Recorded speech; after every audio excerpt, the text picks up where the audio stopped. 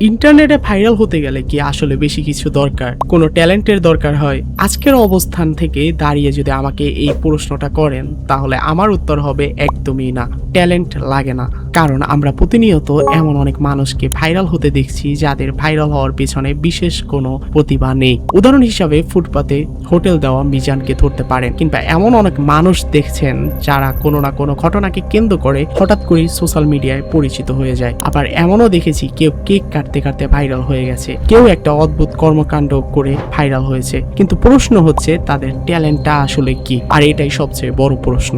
একজন মানুষ ভাইরাল হওয়ার পর এমন একটা পর্যায়ে চলে যায় যেন সে নিজেকে অনেক বড় সেলিব্রিটি মনে করতে শুরু করে, অথচ ভাইরাল হওয়ার আগে তার এমন কোনো পরিচয় ছিল না। কিন্তু ভাইরাল হওয়ার পর একজন মানুষকে যেভাবে উপস্থাপনা করা হয়, সেটা কি সত্যি তার যোগ্যতার সঙ্গে সামঞ্জস্যপূর্ণ?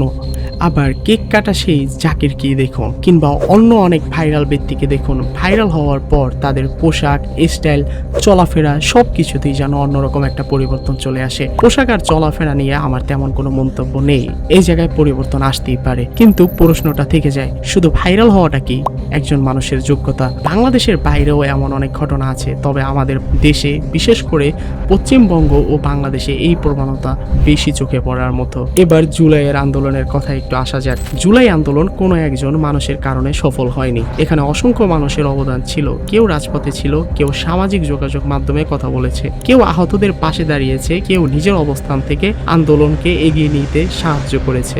কিন্তু আমরা সেই অসংখ্য মানুষের অবদানকে ভুলে গিয়ে কয়েকজন ভাইরাল মুখকে সামনে নিয়ে আসি। আমি এখানে দুজন মানুষের কথা বলতে চাই। একজন মতিন, তিনি আইনজীবী ছিলেন, কিন্তু একই সঙ্গে সাংবাদিকতা ও রিপোর্টিং এর সঙ্গেও যুক্ত ছিলেন। ছাত্র ছাত্রীদের উপর হামলার ঘটনা দেখে তিনি তাদের পাশে দাঁড়িয়েছিলেন, শুধু কথা বলেননি, তাদের পাশে দাঁড়ানোর জন্য আইনি পথেও এগিয়ে গিয়েছিলেন। আরেকজন সালমান মুত্তাদি, তাকে নিয়ে সবসময় আলোচনা সমালোচনা হয়, আলোচনার থেকেও হয়তো সমালোচনা একটু বেশি হয়। কিন্তু জুলাইয়ে সেই সময় ছাত্রছাত্রীদের পাশে তিনি যেভাবে দাঁড়িয়েছিলেন সেটা হয়তো অনেকে কল্পনাও করতে পারেননি। অথচ আমরা অনেক মানুষকে দেখি যারা নিজেদের মানবতার ফেরিওয়ালা হিসেবে উপস্থাপনা করেন, ভালো ভালো কথা বলেন, বিভিন্ন বিষয় নিয়ে বক্তব্য দেন, কিন্তু বাস্তব পরিস্থিতিতে তাদের অনেকেই মানুষের পাশে সেভাবে দেখা যায়নি। এখানেই আমাদের একটা বিষয় বুঝতে হবে, কথা বলা আর বাস্তবে মানুষের পাশে দাঁড়ানো এক জিনিস নয়। যারা কঠিন সময়ে মানুষের পাশে দাঁড়িয়েছে তারা হয়তো ভাইরাল হওয়ার জন্য সেটা করেনি, আর যারা সামান্য কোনো কর্মকাণ্ডের কারণে ভাইরাল হয়েছে তাদের আমরা এমন জায়গায় নিয়ে গেছি যেখানে তারা নিজেরাও হয়তো কখনো কল্পনা করেনি। বাংলাদেশে এখন এমন একটা পরিস্থিতি তৈরি হয়েছে যেখানে কেউ ভাইরাল হলে তাকে গুরুত্বপূর্ণ মানুষ হিসাবে বিবেচনা করা হয়। একজন চোর কোনো না কোনো কারণে ভাইরাল হয়ে গেল, তারপর তাকে অনুষ্ঠানের প্রধান অতিথি করা হচ্ছে, কিন্তু তার যোগ্যতা কি? সে ভাইরাল হয়েছে জাস্ট এতটুকু।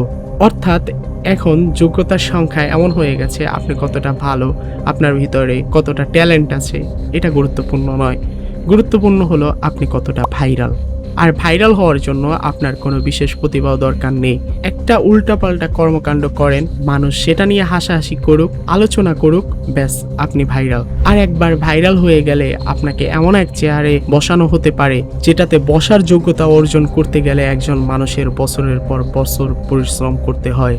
এটা শুধু ওই ভাইরাল মানুষগুলোর দোষ নয়, আসল দোষ আমাদেরও। কারণ আমরা তাদের নিয়ে অতিরিক্ত মাতামাতি করি, তাদের কন্টেন্ট বারবার শেয়ার করি, তাদের নিয়ে আলোচনা করি, তাদের জনপ্রিয়তা বাড়িয়ে দিই। আমরা একটা সাধারণ ঘটনাকে বড় করে তুলি, আমরাই একজন সাধারণ মানুষকে এমন একটা অবস্থানে নিয়ে যাই যেখানে তার যোগ্যতা হয়তো তাকে কখনোই নিতে পারতো না।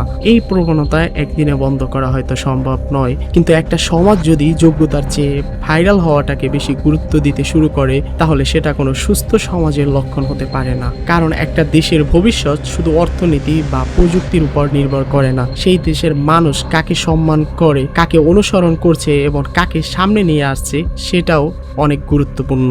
আমরা যদি ভুল মানুষকে বারবার সামনে নিয়ে আসি তাহলে একসময় যোগ্য মানুষগুলো আড়ালে চলে যাবে। তাই ভাইরাল হওয়া আর যোগ্য হওয়া এই দুটো বিষয়কে এক করে দেখা বন্ধ করতে হবে। কারণ ভাইরাল হওয়া কয়েকটা সেকেন্ডের ব্যাপার হতে পারে, আর যোগ্যতা তৈরি করতে বছরের পর বছর লাগে। আর একটা সমাজ তখনই এগিয়ে যায় যখন তারা ভাইরাল মানুষকে নয়, যোগ্য মানুষকে সম্মান দিতে শিখে। আর এরকম ইন্টারেস্টিং ভিডিও দেখতে চাইলে সাবস্ক্রাইব করুন স্পার্ক হাইপ।